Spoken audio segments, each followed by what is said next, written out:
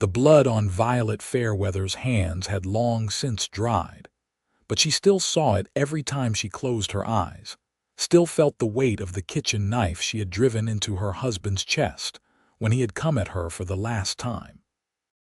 She sat in the back of the supply wagon heading west from Omaha, Nebraska territory, in the spring of 1868, her wrists bound loosely with rope that the marshal had tied without much conviction, knowing what he knew about the man she had killed.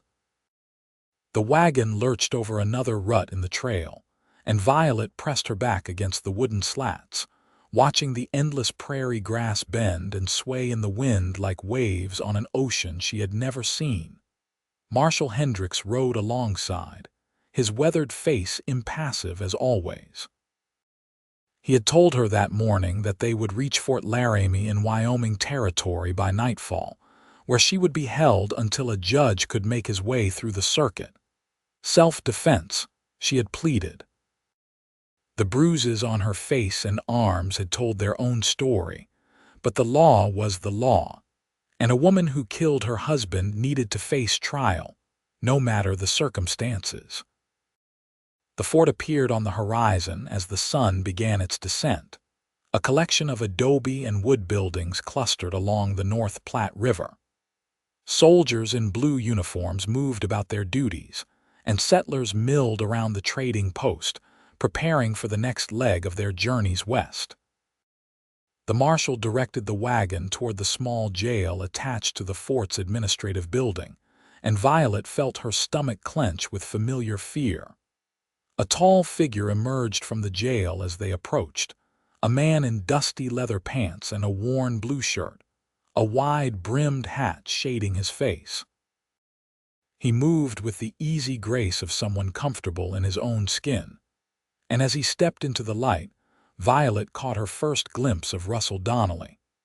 He was perhaps 25 years old, with dark hair that curled slightly at his collar and eyes the color of whiskey held up to lamplight.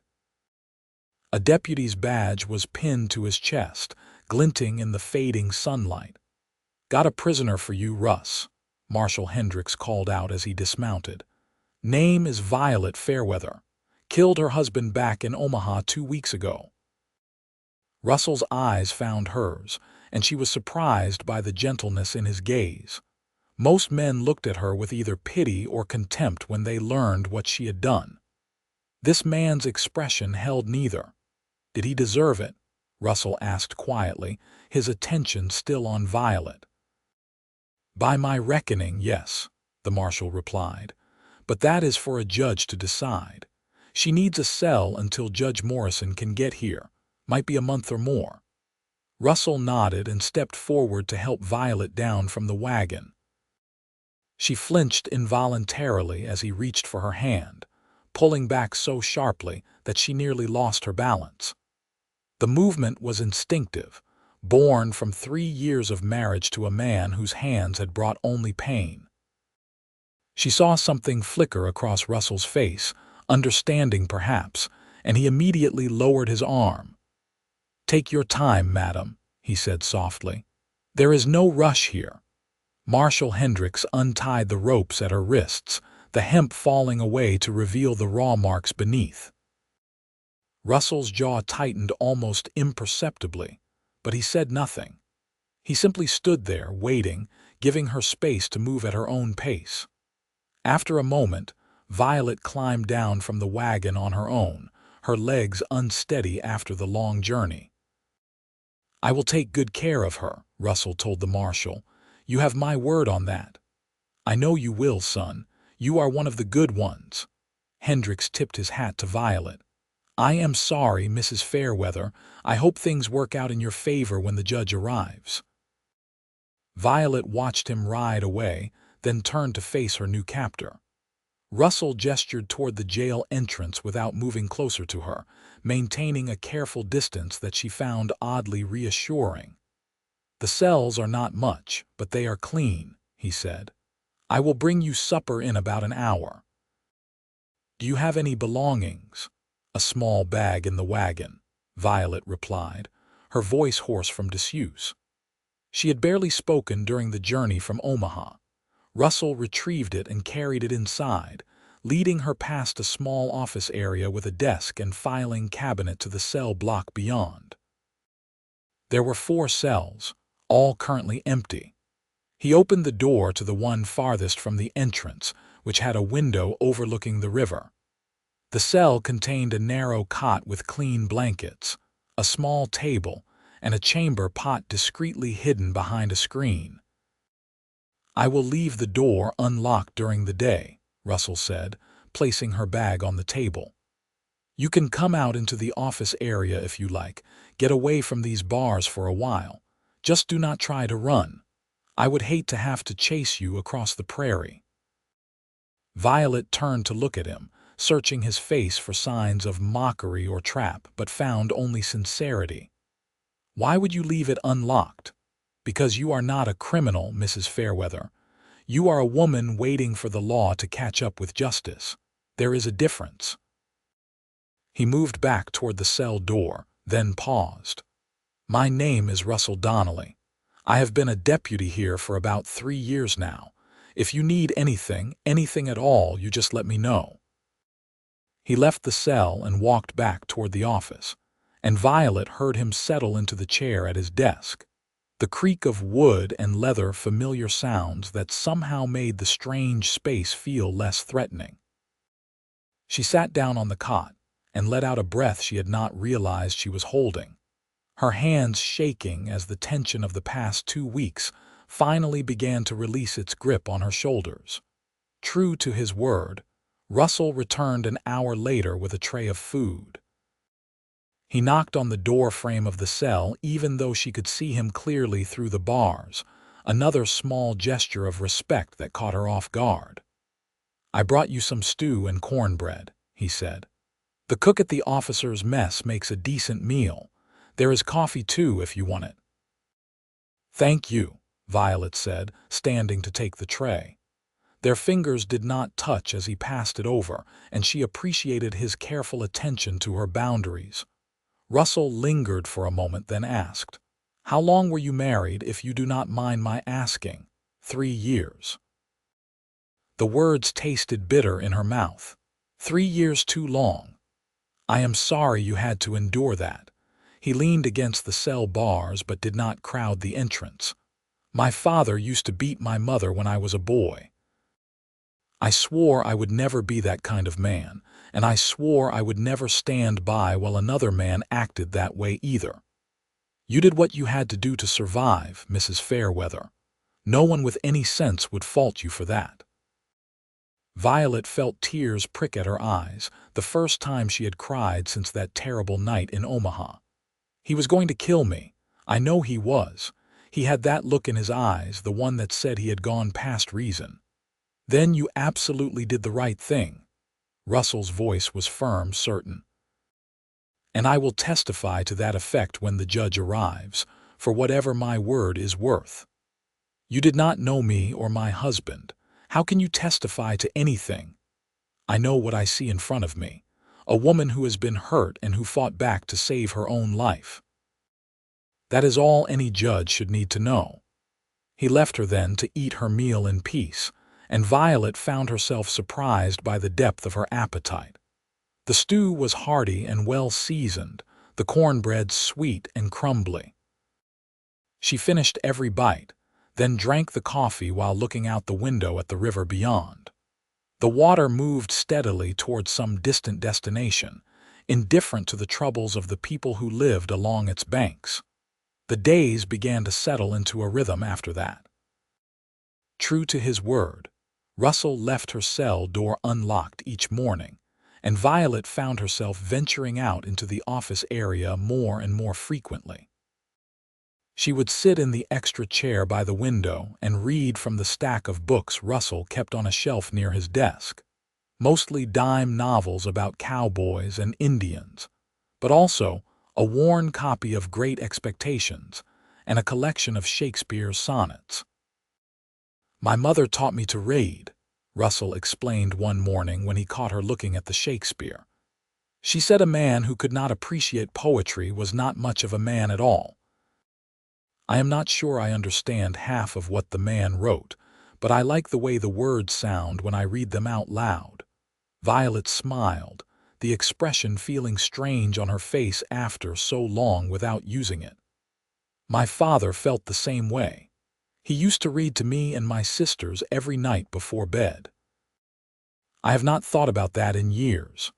"What happened to your family?" Russell asked, looking up from the report he was writing. "My parents died of influenza when I was 17. My sisters married and moved east. I was supposed to go live with my aunt in Philadelphia, but I met Thomas instead." She paused, the familiar weight settling over her shoulders. "He was charming at first. He said all the right things, made all the right promises. I was young and stupid and thought I was in love." "You were not stupid," Russell said firmly. "You were a girl who had just lost her parents and was looking for someone to make her feel safe again. There is nothing stupid about that. He was the one who failed, not you." The words settled into her chest like warm coals, spreading heat through the cold places that had taken up residence there. She looked at Russell across the small office, this man who spoke to her with such easy kindness, and wondered what it would be like to be touched by hands that meant her no harm. As if reading her thoughts, Russell stood and moved to the window beside her chair, pointing out toward the river where a group of elk had come down to drink. "Look at that," he said softly. "This country is hard, but it is beautiful too. Makes you remember that there is more to life than just surviving." Violet watched the elk, their graceful movements unhurried and peaceful. One of them lifted its head to scent the air, massive antlers catching the morning light. "I have never been west before," she said.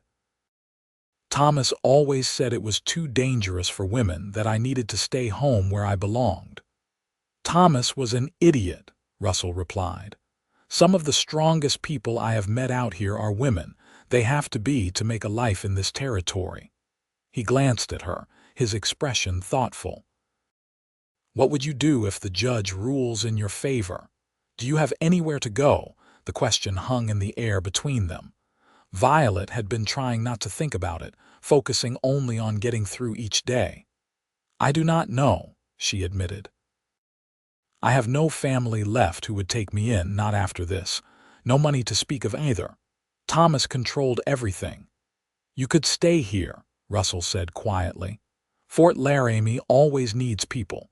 The trading post is looking for someone to help with the books, and I know Mrs.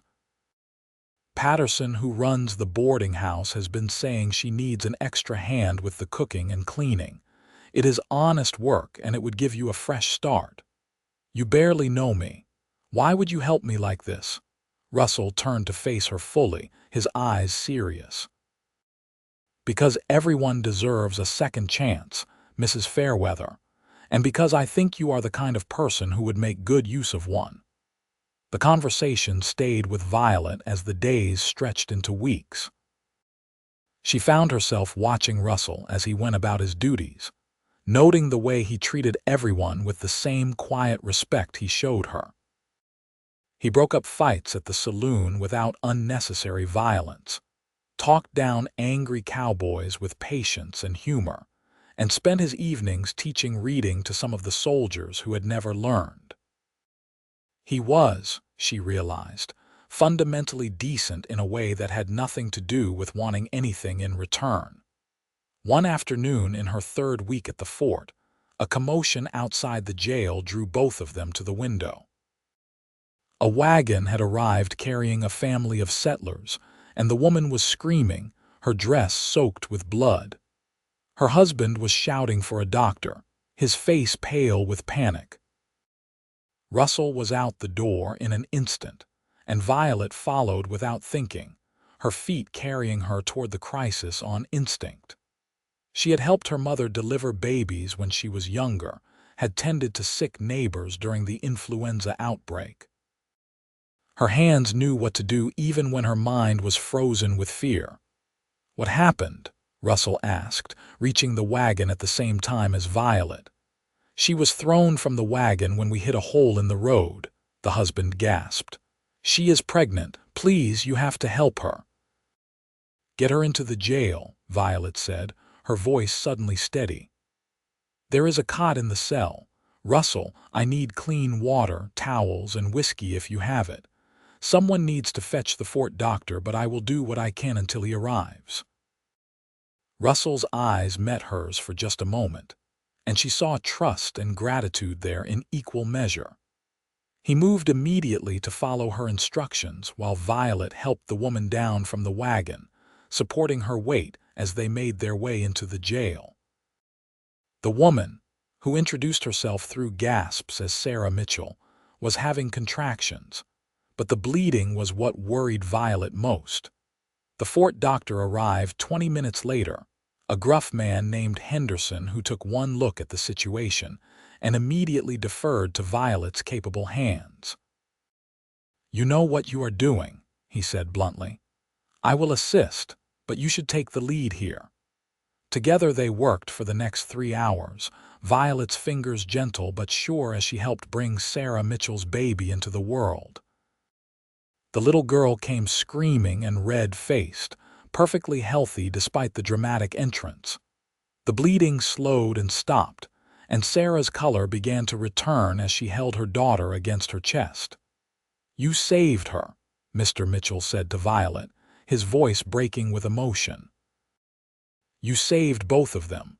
Violet shook her head, suddenly exhausted. I just did what needed to be done. Russell was waiting when she emerged from the cell, his face creased with concern. Are you all right? I am fine. They are both fine. She swayed slightly on her feet, the adrenaline that had sustained her through the delivery suddenly draining away. Russell reached out to steady her, his hand moving toward her arm, but he stopped himself just before making contact, remembering.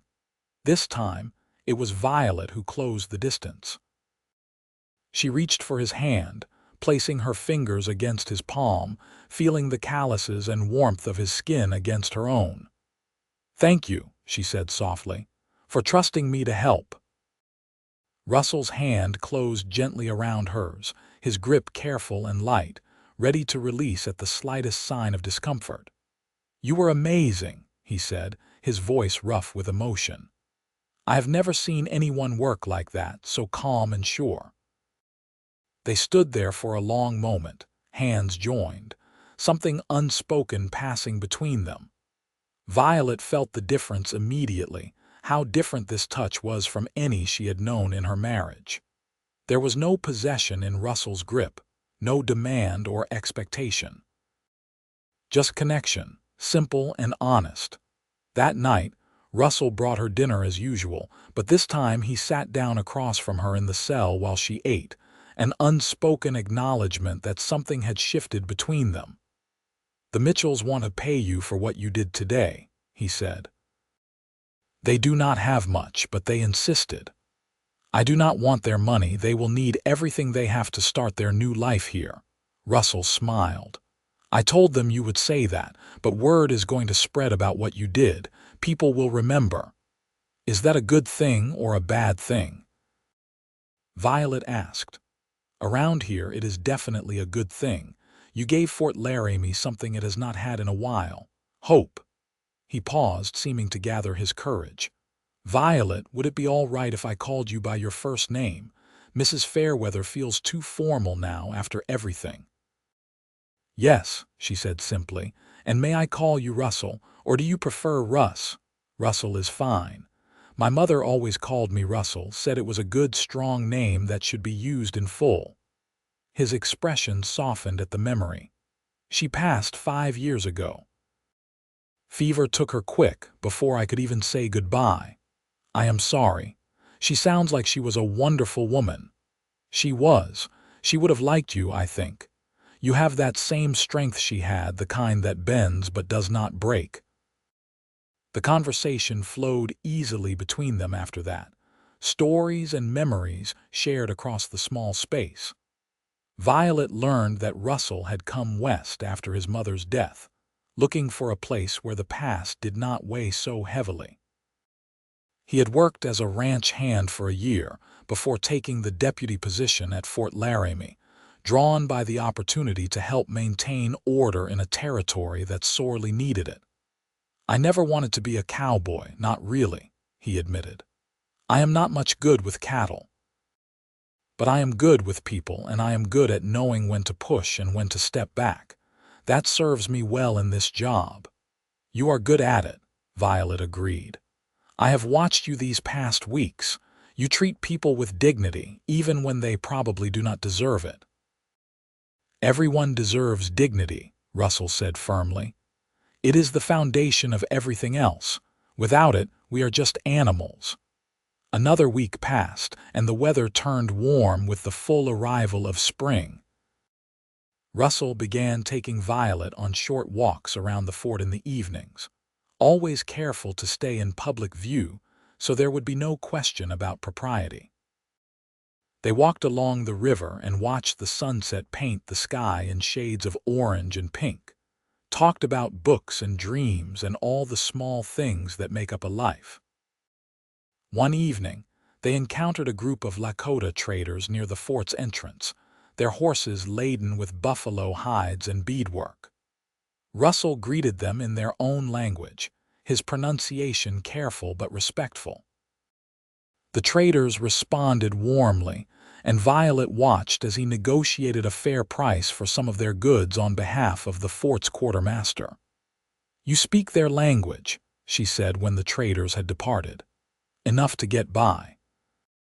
I figure if we are going to live on their land, the least we can do is learn to communicate properly. Most folks around here do not bother, which just leads to misunderstandings and trouble." He glanced at her. "The Lakota have been here for generations. They know this land in ways we never will. There is wisdom in listening to them." It was the longest speech Violet had heard him make, and she could hear the conviction behind his words. This was a man who thought about justice, who saw people as people regardless of where they came from or what they looked like. It made her heart ache with an emotion she was not quite ready to name. That night, lying on her cot in the cell that no longer felt like a prison, Violet allowed herself to imagine a different future. One where the judge ruled in her favor, where she stayed in Fort Laramie and built a new life. One where Russell was part of that life in ways she was only beginning to let herself consider. The thought terrified and thrilled her in equal measure. The next morning brought unexpected visitors. Marshal Hendricks returned with another man in tow, a lawyer from Omaha named Marcus Green who had taken an interest in Violet's case. "Mrs. Fairweather," Green said, removing his hat as he entered the jail. "I have been speaking with your neighbors in Omaha, gathering testimony about your marriage to Thomas Fairweather. What I have learned has convinced me to represent you, free of charge, when Judge Morrison arrives to hear your case." Violet felt her throat tighten with emotion. "Why would you do that?" "Because from what I can tell, you killed a man who richly deserved killing, and no woman should hang for defending her own life." Green's voice was matter-of-fact, but his eyes were kind. "I have statements from 6 neighbors describing incidents where they witnessed your husband's abuse. I have testimony from the doctor who treated you for broken ribs last year. And I have the marshal's own report documenting the condition you were in when he arrested you. No jury in the world would convict you with that kind of evidence." Russell stepped forward, his expression hopeful. "When does the judge arrive?" 2 weeks, maybe less. The circuit is moving faster than expected." Green looked at Violet. "I am confident we can get you exonerated, Mrs. Fairweather. You should start thinking about what you will do after that." After the lawyer left, Russell found Violet standing by the river, her arms wrapped around herself despite the warmth of the day. He approached slowly, giving her time to hear him coming, and stood beside her at a respectful distance. "This is good news," he said gently. "Why do you look so afraid?" "Because I do not know how to be free," Violet whispered. "For 3 years, every decision I made was about survival, about getting through another day without making Thomas angry. Before that, I was following the path my parents had set for me, doing what was expected of a young woman. I have never just been able to live, Russell. I do not even know what that looks like. Russell was quiet for a moment, considering his words carefully. I think it looks like whatever you want it to look like. That is the whole point of freedom. You get to choose. What if I make the wrong choices? Then you make different ones the next time. That is how life works, Violet. We stumble around trying our best, making mistakes and learning from them. Nobody has it all figured out, no matter how much they might pretend otherwise. Violet turned to look at him, this man who had shown her such unexpected kindness. What would you choose if you were me?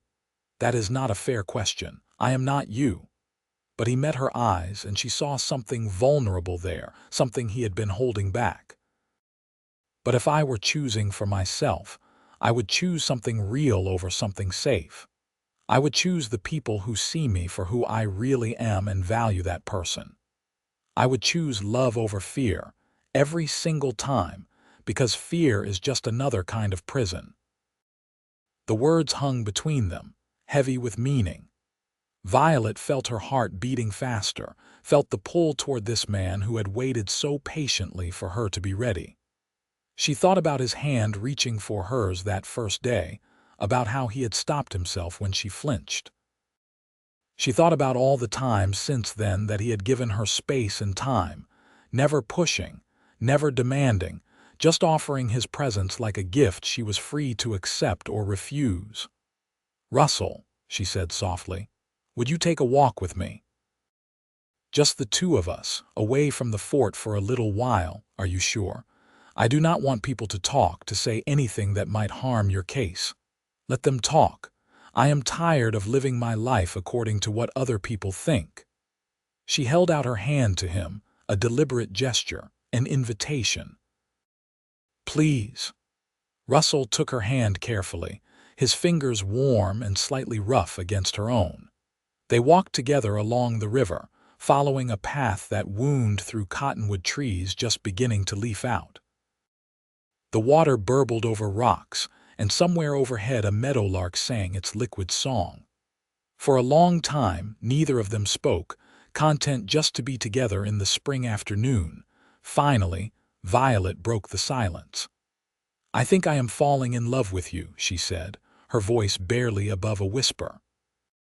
"And that terrifies me more than anything else that has happened." Russell stopped walking, turning to face her fully. "Why does it terrify you?" "Because the last time I trusted a man with my heart, he destroyed me.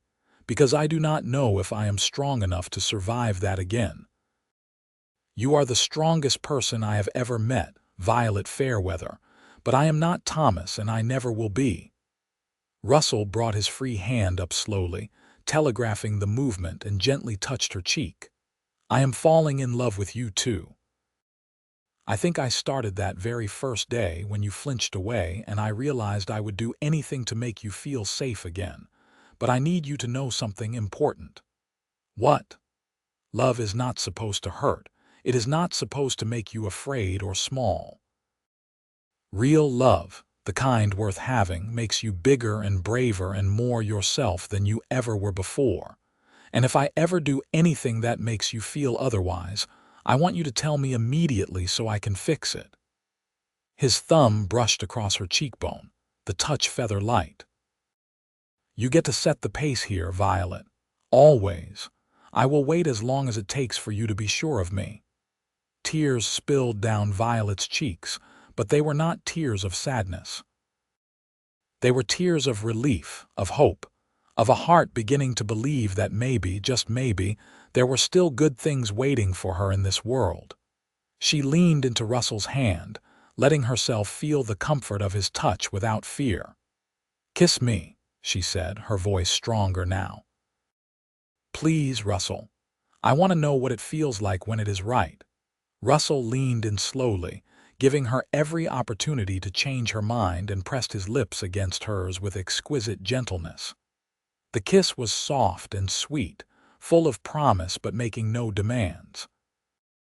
Violet felt something inside her chest crack open, all the carefully constructed walls she had built around her heart beginning to crumble.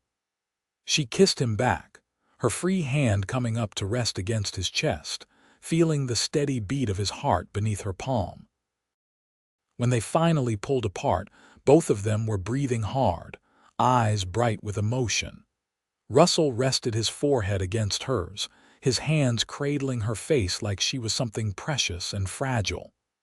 "I am going to marry you someday," he said quietly, "if you will have me. Not now, not until you are ready and the legal mess is sorted out, but someday, Violet.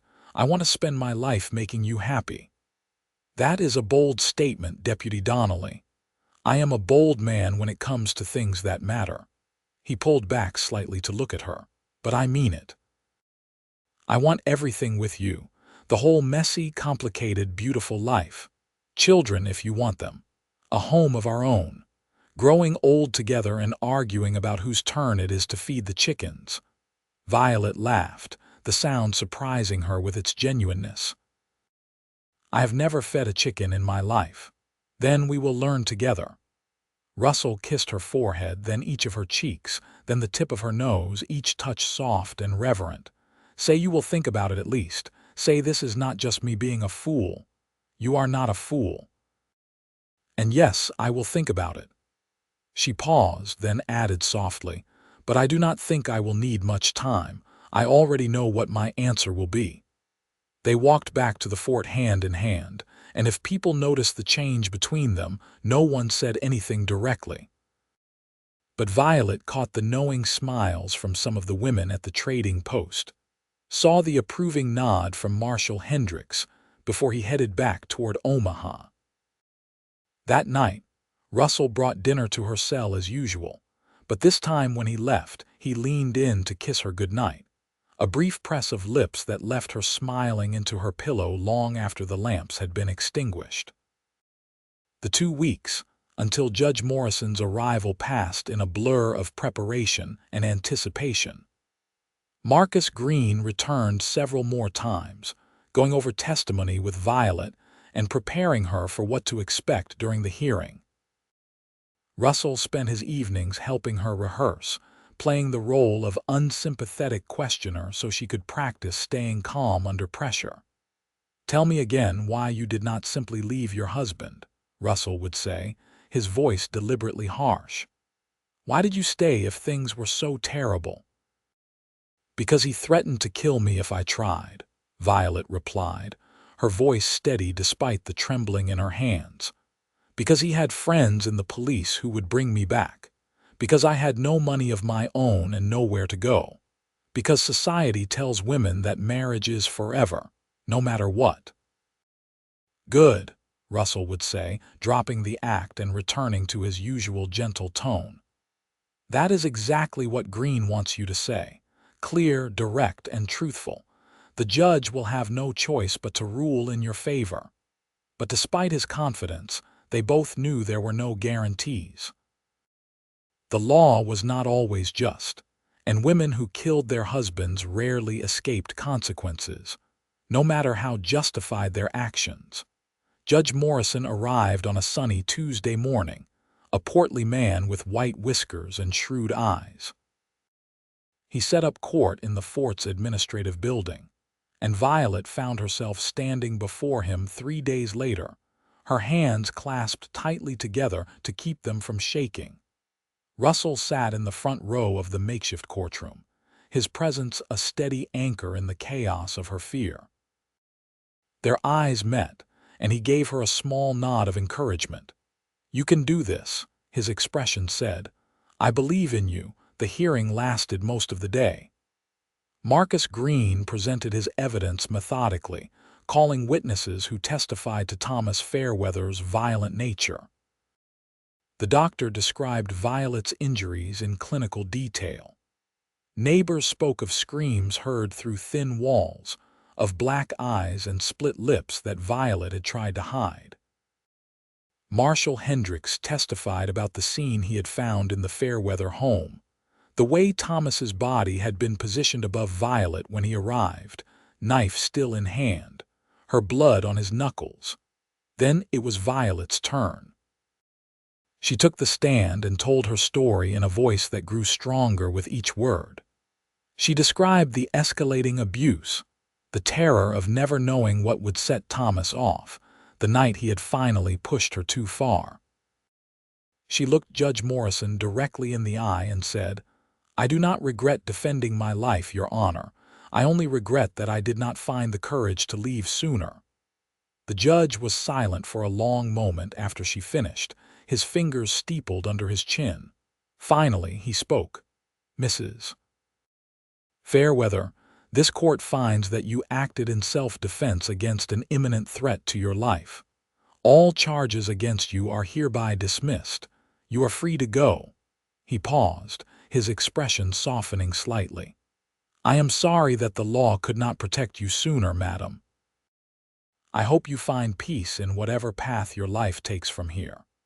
The courtroom erupted in murmurs and movement, but Violet heard none of it. She was free, truly, completely free. She looked immediately for Russell and found him standing, his face split with the widest smile she had ever seen. He moved toward her, and this time when he reached for her hand, there was no hesitation on either side. She grabbed onto him like he was the only solid thing in a world suddenly spinning too fast. "You did it," he said, pulling her into his arms right there in front of everyone. "God, Violet, you did it. You are free." She buried her face in his shoulder, letting the tears come, not caring who saw or what they thought. These were good tears, tears of release and relief and joy. Russell held her through all of it, his hand stroking her hair, his voice murmuring soft reassurances against her temple. When she finally pulled back, she found the courtroom had mostly emptied, giving them a measure of privacy. Marcus Green approached with his hat in his hands. "Congratulations, Mrs. Fairweather. Justice was served today, though it should never have required a trial in the first place." He shook her hand firmly.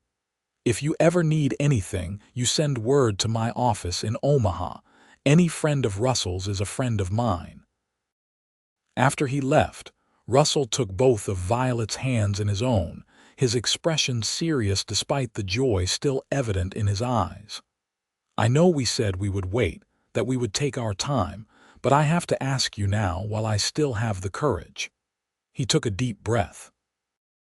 "Violet Fairweather, will you marry me? Will you let me spend the rest of my life proving that love can be good and gentle and true?" Violet felt fresh tears spill down her cheeks, but she was smiling through them. "Yes," she said simply. "Yes, Russell, I will marry you. I want everything you promised me by the river. I want the life and the home and the chickens. I want all of it, as long as it is with you." Russell let out a whoop of joy and spun her around, right there in the administrative building of Fort Laramie, Wyoming Territory. When he set her down, he kissed her properly, deeply, a kiss full of promise and passion, and the kind of love that Violet was only beginning to understand was possible. They were married 2 weeks later in a small ceremony beside the North Platte River, with half the fort in attendance. Violet wore a simple blue dress that Mrs. Patterson had helped her sew, wildflowers from the prairie woven into her hair. Russell wore his best shirt and a new pair of boots, his face shining with happiness as he spoke his vows. "I promise to honor you and cherish you," he said, his voice steady and sure. "I promise to listen when you speak, to value your thoughts and dreams as much as my own. I promise to be patient when you need space and present when you need support. I promise to love you fiercely and gently, to make our home a place of safety and joy. This I swear on everything I hold sacred." Violet's vows were equally heartfelt. "I promise to trust you with my heart, even when fear tells me to build walls. I promise to meet you as an equal partner in this life we are building. I promise to believe in your goodness, to support your dreams, to walk beside you through whatever comes. This I swear before all these witnesses and before God." The fort's chaplain pronounced them husband and wife, and when Russell kissed her, the assembled crowd cheered. It was a sound of celebration and approval, of a community welcoming one of their own into a new beginning. The party afterward was rowdy and joyful, with fiddle music and dancing and more food than Violet had seen in months. She danced with Russell until her feet ached, laughing as he spun her around the makeshift dance floor. She danced with Marshall Hendricks and Marcus Green, who had stayed for the wedding. She even danced with Sarah Mitchell, the woman whose baby she had helped deliver, now recovered and glowing with new motherhood. "You gave me my daughter," Sarah said, hugging Violet tightly. "And now you have found your own happiness. It is like a miracle." "It feels like one," Violet admitted, looking over to where Russell was talking with some of the soldiers, his head thrown back in laughter at something one of them had said. "I did not think I would ever feel this way again. Safe. Happy. Hopeful. Hold on to it," Sarah advised. "Hold on to him. Good men are rare treasures." As the sun began to set, Russell claimed his bride and led her away from the celebration toward the small house he had secured for them on the edge of the fort. It was modest, just 2 rooms and a kitchen, but it was clean and private and theirs. Inside, Violet felt nervousness flutter in her stomach. This would be their wedding night, the first time she would share a bed with Russell as his wife. He seemed to sense her tension and immediately put distance between them, moving to light the lamps around the room. "We do not have to do anything you are not ready for," he said gently. "I meant what I said in my vows. I will be patient, Violet. There is no rush." Violet took a deep breath, gathering her courage. "I want to be with you. I am just afraid that I will not know how to be a proper wife to you, that my fear will get in the way." Russell crossed to her and took her hands, his touch warm and reassuring. "There is no such thing as a proper wife. There is just you and me, figuring this out together. And if you get scared or need to stop at any point, you just tell me. I will never be angry or disappointed. Your comfort and happiness matter more to me than anything else." He led her to the bedroom, where he had left wildflowers on the pillow and turned down the sheets. The room was simple but clean, the bed large enough for 2. Russell began to undress slowly, watching Violet's face for any sign of distress.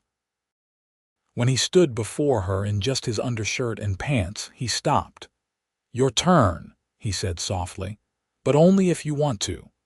Violet's fingers trembled as she began to unbutton her dress, but Russell's steady presence calmed her. He did not leer or grab, just watched with appreciation and growing desire evident in his eyes. When she stood in her chemise, he reached for her gently, pulling her close but not constraining her. "You are so beautiful," he murmured against her hair. "Inside and out, I am the luckiest man alive." What followed was tender and careful, Russell checking in with her constantly, making sure she was comfortable, adjusting his pace to match her needs. There was no pain, no fear, just warmth and connection and the slow building of pleasure that left Violet gasping his name into the darkness. Afterward, they lay tangled together in the sheets, Violet's head on Russell's chest, his fingers tracing lazy patterns on her shoulder. "I did not know it could be like that," she whispered. "I thought that part of my life was ruined forever." "Nothing about you is ruined," Russell said firmly. "You are perfect, Violet Donnelly. Perfect exactly as you are." Violet smiled at the sound of her new name, Violet Donnelly. It felt like shedding an old skin, stepping into a new life that was entirely her own. The months that followed were the happiest of Violet's life. She took the position at the trading post, helping with the books and inventory, and discovered she had a talent for business. The owners, Mr. and Mrs. Chen, a Chinese couple who had come west during the gold rush, appreciated her quick mind and attention to detail. They began teaching her about trade routes and pricing, gradually giving her more responsibility. Russell continued his work as deputy, and Violet loved watching him interact with the fort's residents. He broke up disputes with humor and wisdom, protected the vulnerable, and always tried to find solutions that left everyone's dignity intact. The Lakota traders began asking for him specifically when they came to negotiate, trusting him in a way they did not trust most white men. In the evenings, they would return to their little house and cook dinner together, sharing stories about their days. Russell taught Violet to ride a horse properly, and she taught him to cook more than just basic bachelor fare. They read aloud to each other from books borrowed from the fort's small library, voices mingling in the lamplight. 6 months into their marriage, Violet realized she was pregnant. The discovery brought a complicated rush of emotions. Joy at the prospect of a child with Russell, fear at the memories of her own childhood and the responsibilities of motherhood, anxiety about the dangers of childbirth on the frontier. She told Russell one evening as they sat on the small porch of their house, watching the stars emerge in the darkening sky. "I am going to have a baby," she said simply.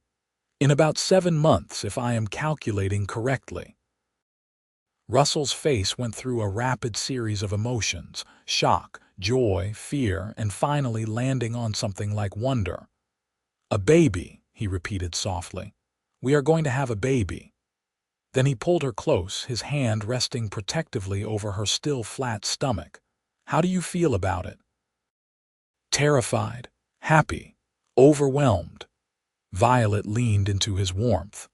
"I never let myself think about having children with Thomas. The idea of bringing a child into that house was unbearable, but with you it feels different, it feels possible." "We are going to be good parents," Russell said with certainty. "We are going to love this child and protect them and teach them to be kind. That is all any child really needs." As Violet's pregnancy progressed, Russell became almost comically attentive. He insisted she stop lifting heavy items at the trading post, brought her special treats from the fort's cook, and rubbed her feet every evening when they swelled with the summer heat. Mrs. Chen and several other women at the fort rallied around her, sharing advice and hand-me-down baby clothes, helping her prepare for the birth. Sarah Mitchell, whose daughter Emma was now a fat, happy 7-month-old, became a particular friend. She taught Violet about nursing and swaddling, about the sleepless nights and the fierce love that made it all worthwhile. "You saved my life and Emma's," Sarah said one afternoon as they sewed baby clothes together. "Let me help you prepare for your own little one. It is the least I can do." The baby came on a cold January night in 1869, nearly a year after Violet had first arrived at Fort Laramie as a prisoner. The labor was long and difficult, and there were moments when Violet was sure she could not go on. But Russell was there the entire time, holding her hand, encouraging her, his presence giving her strength when her own flagged. Finally, as dawn broke over the snowy prairie, their son entered the world with a lusty cry. "Doctor." Henderson placed the baby in Violet's arms, and she looked down at the tiny red face in wonder. "He is perfect," she whispered, tears streaming down her cheeks. "Russell, look at him. He is perfect." Russell was crying too, unashamed of his emotion as he gazed at his wife and new son. "What should we name him?" They had discussed names throughout the pregnancy but had not settled on anything definite. Now, looking at her baby's face, Violet knew immediately. "James," she said. "James Patrick Donnelly, after your mother. You said her maiden name was Patrick, did you not?" Russell nodded, too overcome to speak. He leaned down and kissed Violet's forehead, then gently touched his son's tiny fist. The baby's fingers immediately wrapped around his father's larger one, and Russell let out a sound halfway between a laugh and a sob. "Hello, James," he said softly. "Welcome to the world, little man. Your mother and I have been waiting to meet you." The months of new parenthood were exhausting and beautiful in equal measure. James was a demanding baby, wanting to nurse constantly and only sleeping in short bursts. But every smile, every coo, every tiny milestone felt like a miracle to Violet. She had never imagined she could love someone so fiercely, so instinctively. Russell proved to be a devoted father. He walked the floor with James in the middle of the night, sang him silly songs to make him stop crying, and changed diapers without complaint. He negotiated a shift schedule with the fort commander that allowed him to be home more, unwilling to miss moments of his son's early life. When James was 3 months old, a letter arrived from Omaha that changed everything. Thomas Fairweather's family had contested the judge's ruling, trying to claim that Violet had forfeited any right to Thomas's property by killing him. But Marcus Green had fought the claim, and now a second judge had ruled in Violet's favor. She was the sole heir to Thomas's estate, which included a house, savings, and a small inheritance from his own parents. "This is substantial money," Russell said, reading through the legal documents. "We could use it to buy land, build a real ranch, give James siblings and a place to grow up with room to run." Violet looked around their small house, which had felt like a palace when she first moved in, but now seemed cramped with 3 people and all the accoutrements of a baby. The idea of space, of land that was truly theirs, was appealing. "Where would we go?" she asked. "There is good grazing land about 20 miles south of here, near the Laramie River. Some of the ranchers have been talking about it, but nobody has claimed it yet. We could stake a homestead claim, use the money from Thomas's estate to buy cattle and supplies." Russell's eyes were bright with possibility. "We could build something real, Violet, a legacy for James and any other children we might have." "Other children?" Violet raised an eyebrow. "James is only 3 months old and already you want more, eventually, when you are ready. If you want more, that is." Russell pulled her close, careful not to jostle the baby sleeping in her arms. "I just want to build a life with you, however that looks. A ranch, a house full of children, growing old together under these big Wyoming skies. That sounds like heaven to me." Violet considered it seriously. The idea of leaving Fort Laramie, which had been her refuge and home for over a year, was daunting. But the idea of building something of their own, of putting down real roots, was even more appealing. "Let's do it," she said. "Let's build our ranch." The next several months were a whirlwind of activity. Russell filed the homestead claim and gave notice at the fort, though the commander said he would always have a job there if the ranching did not work out. They hired a crew to help build a house and barn on their new land, a proper 2-story structure with multiple bedrooms and a large kitchen where Violet could cook and preserve food for the long winters. Mr. and Mrs. Chen were sorry to see Violet go, but understood her desire to build a life with her family. They gave her a set of ledgers as a parting gift, along with advice about keeping careful records of expenses and income. "A ranch is a business," Mr. Chen said sagely. "Treat it like one, and you will succeed." They moved in September, when James was 9 months old and just beginning to crawl. The house smelled of fresh cut wood and new beginnings. They had 20 head of cattle to start, a gift from several of the ranchers near Fort Laramie who wanted to see Russell and Violet succeed. They also had 3 horses, a dozen chickens, and a milk cow that Violet immediately named Buttercup. The work was hard, harder than anything Violet had done before, but it was satisfying in a way that bookkeeping at the trading post had never been. She learned to make butter and cheese, to preserve vegetables and meat for winter, to tend the chickens and gather eggs. Russell worked from sunup to sundown, building fences, caring for the cattle and slowly expanding their herd. At night, they would collapse into bed exhausted, James sleeping in a cradle nearby. But they were happy, deeply and genuinely happy, in a way that still sometimes surprised Violet. "Can you believe this is our life?" she asked Russell one evening as they sat on the porch of their new house, watching the sun set over the prairie. James was asleep in her arms, his chubby cheek pressed against her chest. "2 years ago, I was trapped in a nightmare. Now I am here with you, with our son, living this impossible dream."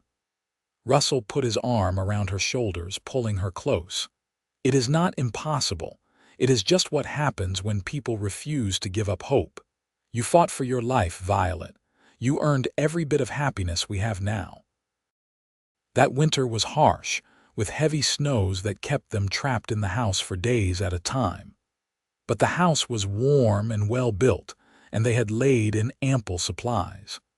James took his first steps in February, toddling across the kitchen floor into his father's waiting arms. Russell whooped with delight, scooping up his son and dancing him around the room. "Did you see that, Violet?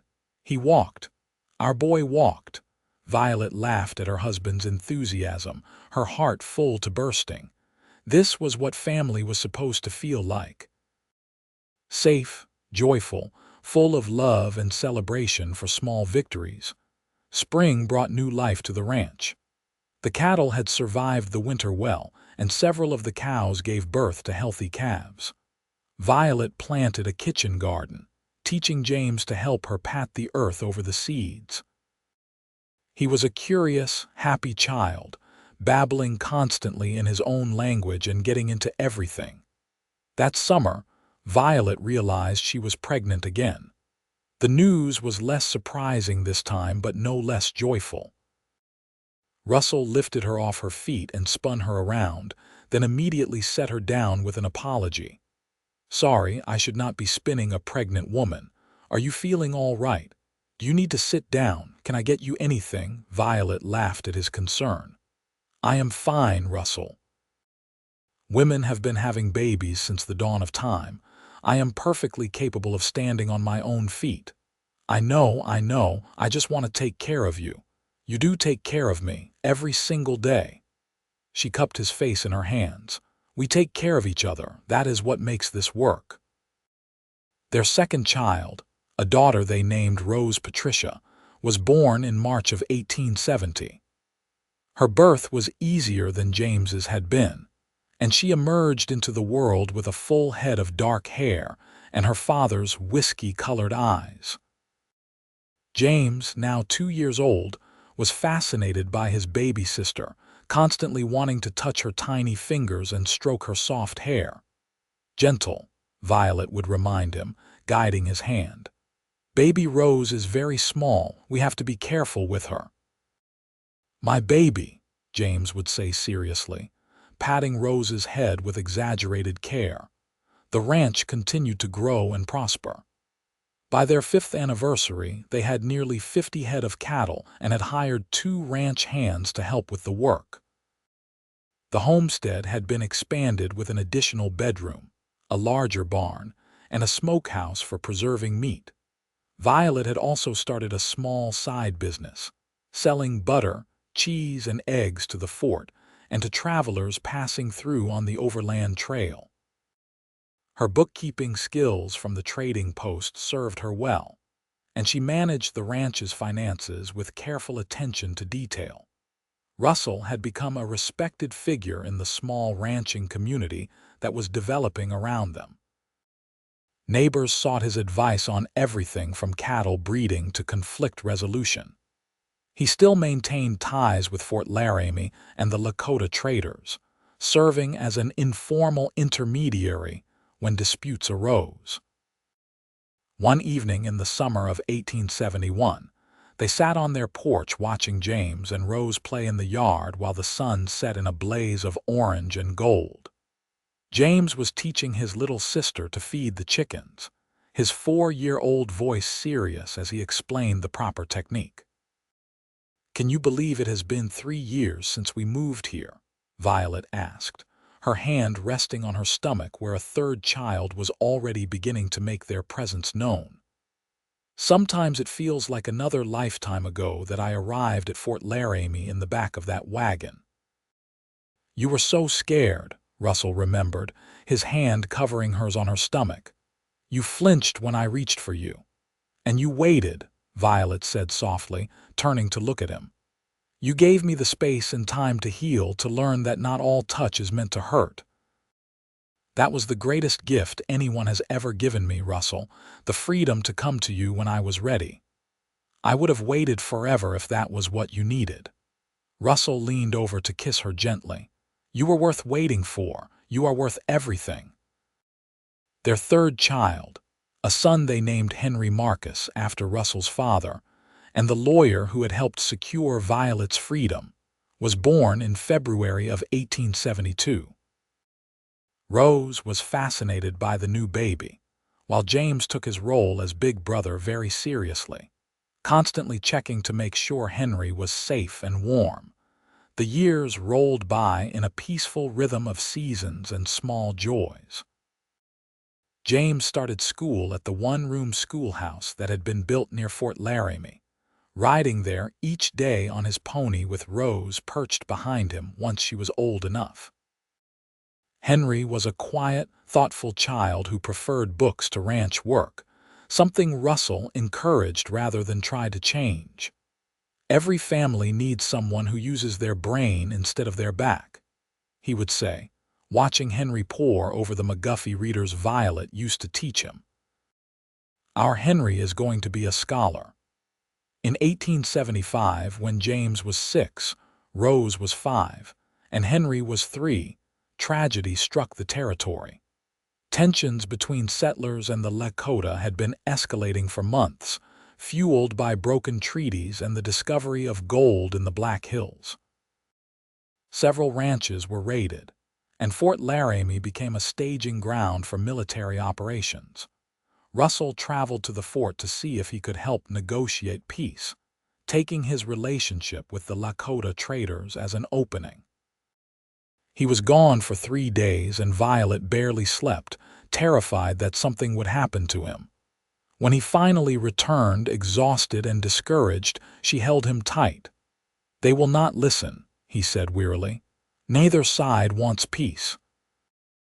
They all just want to win, and too many people are going to die because of it. You tried. That is all anyone can ask." Violet led him to their bedroom, made him lie down, and curled up beside him. "You cannot fix everything, Russell. Sometimes you just have to take care of your own family and hope for the best." The conflicts continued sporadically for the next few years, but their ranch was far enough from the major fighting that they remained relatively safe. They took in several families fleeing from areas of heavier violence, turning their barn into temporary housing and sharing what food they had. "We have been lucky," Violet told Russell as they surveyed the refugees camped on their land. "The least we can do is help others who have not been so fortunate." By 1880, the worst of the conflicts had ended, though the cost in lives and broken promises was staggering. The territory was changing rapidly, transforming from wild frontier to something more settled and civilized. Railroads were expanding across Wyoming, bringing with them more settlers and development. James, now 11, had announced his intention to become a lawyer like Marcus Green, whom he had met several times over the years when Green visited the ranch. Rose wanted to be a doctor, inspired by the fort's physician who had saved her from pneumonia the previous winter. Henry, true to form, wanted to be a teacher. "Not a single one of them wants to be a rancher," Russell observed with amusement as they prepared dinner one evening. "After all the work we put into building this place, they want to build their own lives just like we did," Violet replied. We raised them to think for themselves, to pursue what makes them happy. This is the result. I am proud of them, Russell said sincerely. All three of them. They are good kids, Violet. We did well. We did, she agreed, moving into his arms for a kiss. We did very well indeed. As their children grew into young adults, Violet and Russell began to shift their focus. The ranch was still profitable, but it no longer required constant attention from both of them. They hired a manager to handle the day-to-day operations, freeing themselves to pursue other interests. Russell began working with the territorial government, using his experience and relationships to help craft policies that were more equitable toward the native populations. It was frustrating work, fighting against decades of prejudice and broken promises, but he persisted. Violet opened a school for girls in Fort Laramie, focusing on practical skills like bookkeeping and business management alongside traditional academics. She had never forgotten how her education had saved her, giving her options when she needed them most, and she wanted to provide the same opportunities to other young women. On their 20th wedding anniversary in 1889, now in their mid-40s, they took a trip back to the spot by the North Platte River where they had been married. The fort had grown substantially over the years, sprawling beyond its original boundaries. But the river was unchanged, still flowing steadily toward distant seas. "You ever regret it?" Violet asked, holding Russell's hand as they walked along the bank. "Marrying me, taking on all my baggage, building this complicated life." Russell stopped and turned to face her, his expression serious. "Not for one single second. You are the best thing that ever happened to me, Violet Donnelly. These 20 years with you have been the greatest adventure of my life. Even though I flinched when you reached for me that first day." "Especially because of that," Russell said firmly. "That moment taught me patience, taught me to see you as a person with your own needs and fears rather than just as someone who existed to make me happy. It made me a better man, Violet. You made me a better man." Violet leaned up to kiss him, pouring 2 decades of love and gratitude into the gesture. When they finally pulled apart, both of them had tears in their eyes. "I want to tell you something I have never said," Violet began, her voice shaking slightly. "When I killed Thomas, part of me died too. The part that believed in happy endings, that thought love was possible, that imagined a future beyond simple survival. You brought that part of me back to life, Russell. You showed me that fairy tales are not just stories, that sometimes the princess really does get saved and live happily ever after." "You saved yourself," Russell corrected gently. "I just had the privilege of being there to witness it, to support you, to love you. But you did the hard work, Violet. You healed yourself and built this beautiful life.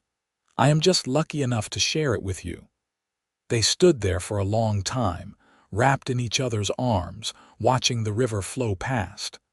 Behind them, Fort Laramie bustled with activity, the territory growing and changing around them. But here, in this moment, time seemed to stand still. James graduated from law school in 1887 and opened a practice in Cheyenne, specializing in defending women accused of crimes of desperation. He had grown into a fine young man, passionate about justice and fairness, traits he had learned from both his parents. Rose, true to her word, became a doctor, one of the first female physicians in Wyoming. She worked at Fort Laramie, providing care to everyone who needed it regardless of their ability to pay or the color of their skin. Her compassion and skill made her beloved throughout the territory. Henry became a teacher at Violet's school, then eventually took it over when she decided to retire. Under his leadership, it expanded to include boys as well as girls, becoming one of the most respected educational institutions in the region. By 1890, Russell and Violet had 5 grandchildren, with more on the way. The ranch continued to operate successfully under the management they had hired, providing income that supplemented Russell's government work and Violet's writing. She had started publishing articles about women's rights and frontier life, her clear voice finding an audience hungry for stories of female resilience and strength. They spent their days working on causes they cared about, their evenings reading by the fire, and their nights wrapped in each other's arms. The passion between them had evolved over the years, deepening into something even more profound than the breathless desire of their early marriage. They knew each other completely, understood each other's thoughts before they were spoken, moved together through life with the easy synchronicity of long practice. One evening in the fall of 1892, they sat on their porch watching the sunset paint the sky in shades of crimson and gold. Russell was 64 now, his hair more silver than dark, his face lined with years of sun and hard work. Violet was 60, still beautiful in his eyes, her strength evident in every gesture and word. "You remember what I told you that day by the river?" Russell asked, his hand finding hers automatically. "Before we were married, you told me a lot of things that day," Violet replied with a smile. "You will have to be more specific." "I told you that I was going to marry you someday. That I wanted everything with you, the whole messy, complicated, beautiful life." He turned to look at her, his eyes still that same whiskey color she had fallen in love with 23 years earlier. "I got it, Violet. Every single thing I asked for and more. The life, the home, the children, growing old together, even the chickens." Violet laughed, the sound rich and genuine. "We certainly have the chickens. Too many chickens, if you ask me. Rose wants us to get more when she brings the grandchildren to visit next month. More chickens it is, then." Russell lifted her hand to his lips, kissing her knuckles gently. "Thank you for saying yes that day. Thank you for trusting me with your heart when you had every reason not to. Thank you for building this life with me. Thank you for waiting," Violet whispered, her eyes shining with tears. "Thank you for seeing me when I felt invisible. Thank you for loving me even when I did not know how to love myself." They sat in comfortable silence as the sun completed its descent, stars beginning to emerge in the darkening sky. Somewhere in the distance, cattle lowed softly. An owl called from the cottonwood trees along the creek. The wind rustled through the prairie grass with a sound like whispered secrets. "What do you want to do next?" Russell asked eventually. "We have another good 20 or 30 years ahead of us if we are lucky. How should we spend them?" Violet considered the question seriously.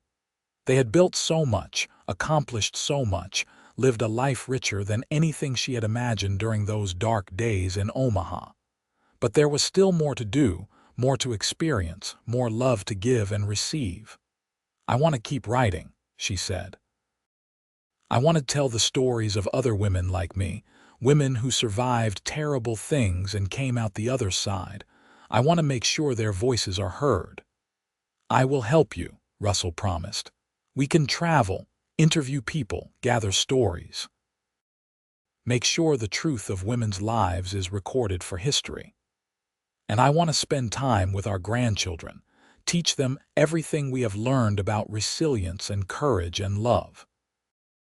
I want them to grow up knowing that family is about more than blood, that it is about choosing to show up for each other every single day." "That sounds perfect." Russell stood and offered her his hand, a mirror of that first moment in Fort Laramie all those years ago. This time, Violet did not hesitate. She placed her hand in his without a second thought, without fear, with only love and trust and certainty. He pulled her to her feet and into his arms, swaying to music only they could hear. They danced on the porch under the stars. Two people who had found each other against all odds, who had built something beautiful out of ashes and pain, who had proven that love could heal even the deepest wounds. The years continued to roll by in their steady progression.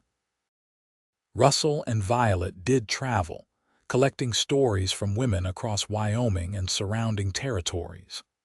Violet compiled them into a book that was published in 1895, creating controversy and conversation in equal measure. Women wrote to her from across the country, thanking her for giving voice to their experiences, for making them feel less alone. Their grandchildren grew up spending summers at the ranch, learning to ride horses and feed chickens and understand the rhythms of the land. Russell taught them about respect and fairness, about standing up for what was right even when it was difficult. Violet taught them about resilience and self-reliance, about the importance of education and thinking for themselves. James's oldest daughter, Clara, announced her intention to follow in her grandmother's footsteps, studying both writing and law. Rose's son, Thomas, named after his grandfather, but embodying none of his namesake's cruelty, wanted to be a veterinarian, caring for the animals that had sustained families like his for generations. Henry's twin daughters wanted to open a boarding school for Native American children where their culture would be honored and preserved rather than destroyed. "Look at what we created," Violet said to Russell one evening as they watched their growing family gather for Sunday dinner. The house was full of noise and laughter, children running around while their parents caught up on news, grandchildren begging for stories and sweets. "Not just the children, but the values we pass down. They are good people, Russell. They care about justice and kindness." "Like their grandmother," Russell said, kissing her temple. "They learned it from you, from both of us," Violet corrected. "We did this together every step of the way." As the new century approached, bringing with it changes and progress they could barely imagine, Russell and Violet remained constants in each other's lives. They slowed down some, their bodies protesting the demands they had placed on them for so many years. But their minds remained sharp, their hearts full, their love as strong as ever. On New Year's Eve 1899, they stood on their porch watching fireworks display at Fort Laramie, celebrating the arrival of the 20th century. Their entire family was gathered around them: 3 children, their spouses, 8 grandchildren ranging in age from 2 to 15. "Can you believe it?" James asked his father. "A whole new century. Who knows what wonders it will bring? Flying machines," Rose predicted. "I read an article about some brothers in North Carolina who think they can build a machine that will let humans fly like birds." "Nonsense," Henry said with a laugh. "But I do think we will see amazing advances in education and communication. Maybe one day we will be able to talk to people on the other side of the world instantly." Russell and Violet exchanged amused glances, content to let their children speculate about the future. They had learned that the future was impossible to predict, that life had a way of surprising you when you least expected it. "What do you think, Grandma?" Clara asked, tugging on Violet's skirt. "What will the new century bring?"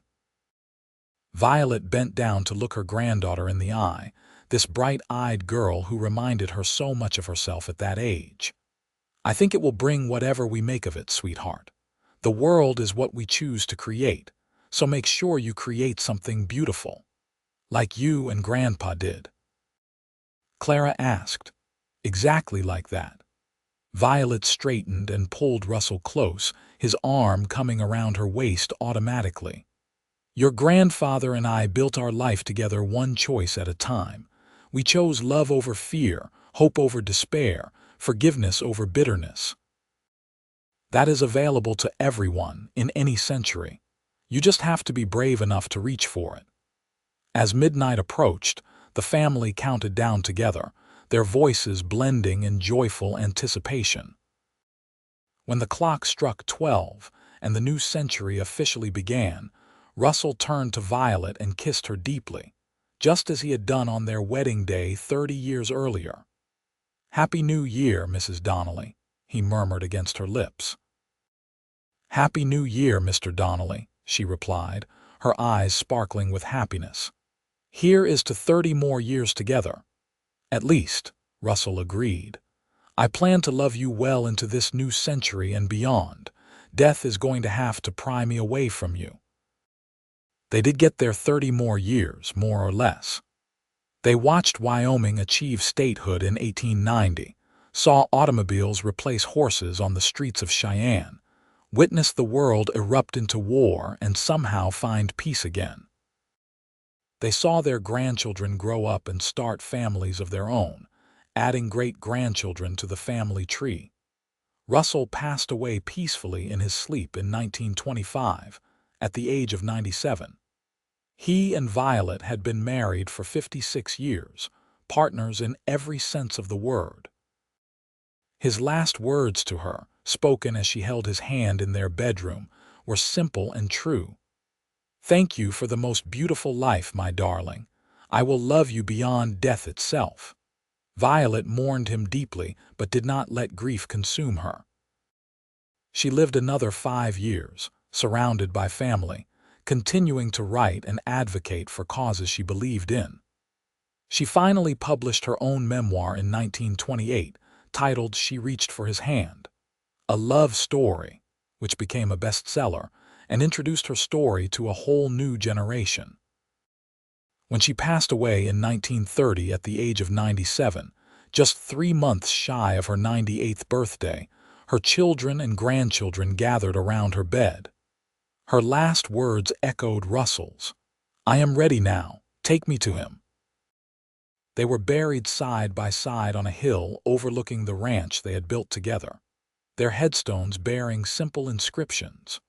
Russell Donnelly, 1828–1925, beloved husband, father, grandfather. He waited Violet Donnelly, 1833, 1930, beloved wife, mother, grandmother. She reached the ranch, remained in the family for generations, a testament to what two people could build when they chose love over fear. The house where they had raised their children became a museum in the 1960s, preserving the story of Russell and Violet for visitors who came from around the world to learn about the couple who had shown that even in the harshest environments, love could flourish. Their great-great-grandchildren still gathered there every summer, keeping the tradition alive, telling the story of how their ancestors had met in the most unlikely of circumstances and built something extraordinary. They would stand on the porch where Russell and Violet had spent so many evenings watching the sunset, and they would remember that love is a choice, made new every single day. The story became legend in Fort Laramie and throughout Wyoming. People spoke of the woman who had killed to survive and the man who had seen beyond her pain to the person beneath. They talked about the patient courtship, the gentle waiting, the moment when she finally felt safe enough to reach for his hand. Young couples came to visit the graves to ask for blessings on their own marriages. Women who had survived abuse came to pay their respects to Violet, drawing strength from her story. Men who wanted to be better came to learn from Russell's example, to understand that real masculinity was about protecting and cherishing, not dominating and controlling. The land itself seemed to remember them. The cottonwood trees along the creek grew tall and strong, their leaves whispering secrets to anyone who would listen. The river continued its eternal flow, carrying with it the memories of all who had walked its banks. And on quiet evenings when the wind was just right, some people swore they could hear laughter echoing from the old house, the sound of two souls who had found their home in each other. That was how it ended, and how it continued, a love story that transcended death, that inspired generations, that proved beyond doubt that even in the wildest of places, even in the hardest of times, love could not just survive but thrive.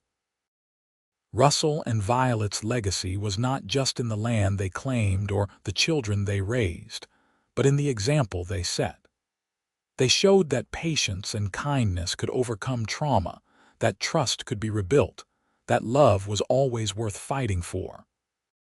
Their story became part of the fabric of the American West, woven into its history alongside tales of cowboys and gold rushes, of pioneers and perseverance.